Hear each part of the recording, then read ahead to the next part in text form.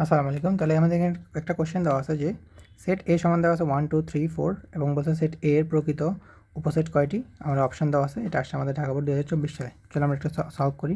তাহলে উপসেটের জন্য আমরা একটা সূত্র জানি, যেটা হচ্ছে 2 to the power N.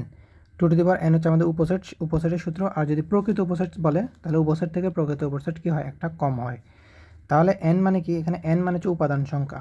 N মানে কি উপাদান সংখ্যা। তাহলে এ সেটের উপাদান সংখ্যা কয়টা, 1 2 3 4, চারটা। তাহলে এন এর মান হবে 4। তাহলে হচ্ছে 2 টু দি পাওয়ার 4 মাইনাস 1।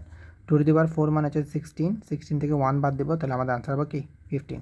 তাহলে এখানে আমাদের আনসার হচ্ছে গ নাম্বার। ঠিক আছে, ওকে।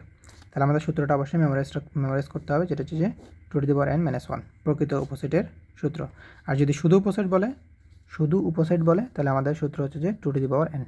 এন মানে হচ্ছে যে উপাদান সংখ্যা, যে সেটটা দেওয়া আছে সেই সেটের উপাদান সংখ্যা কয়টি। ঠিক আছে, ওকে।